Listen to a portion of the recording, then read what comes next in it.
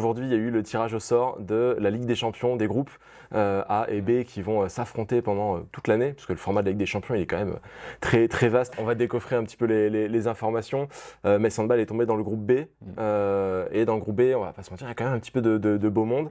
Il y a notamment Győr. Les deux équipes ont été piochées l'une après l'autre. Hein. Metz Handball, Győr. Bon, ok, ça donne déjà le ton de la saison. Győr qui nous avait donc battu 2 fois en phase de groupe la saison dernière, mais pas grave, on a gagné contre eux en finale, donc c'est ce qui comptait le plus. C'est le fameux théorème de l'équipe qui gagne 2 fois en phase de poule et qui gagne au Final Four. Mais il y a un autre théorème aussi, c'est jamais 203, mais finalement il a pas marché là. Retrouvailles en tout cas dès la phase de groupe avec Sarah Bouktit, et puis on est habitué maintenant et les retrouvailles avec pas mal d'anciennes Messines. Mais là ça sera d'autant plus particulier, là ce départ forcément il nous a tous touchés. Dans le groupe on retrouve aussi une autre équipe importante, c'est Odense, et c'est une équipe d'Odense qui a pas mal changé, qui est en train d'évoluer assez fort. Retrouvailles avec Luce Burgard, on espère que ce coup-ci elle sera sur le terrain et qu'on aura l'occasion de la voir aux arènes. Mais retrouvailles aussi avec Johanna Bunsen, qui vient tout juste de quitter Metz, donc ça aussi sera particulier. Xenia Smith ne sera pas loin, mais elle sera peut-être dans les tribunes, c'est tout. Voilà. À part si le match a lieu très tard. Encore une fois, on verra avec le calendrier. On verra le calendrier.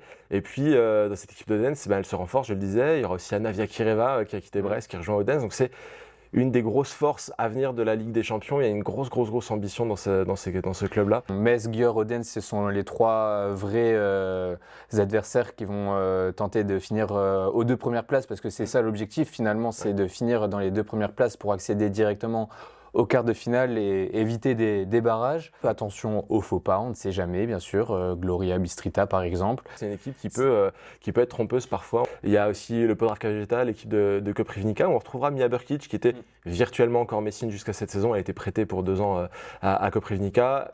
Elle y reste, ce sera l'occasion de la recroiser. Il y a l'équipe de Storamar qu'on connaît aussi assez bien avec Metz Handball qui a été jouée à plusieurs reprises, qui n'est pas une équipe qui jusqu'ici a su être très dangereuse dans ses oppositions avec Metz Handball. À chaque fois. La nouveauté, c'est Blomberg Lippe, qui n'est pas une équipe qui est habituée à ce niveau de compétition. On va voir comment ça se passe pour elle.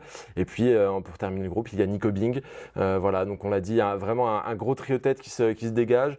On peut rattacher au wagon des équipes comme Gloria et Podravka qui vont jouer leur chance, mais qui prétendent pas vraiment une qualification directe.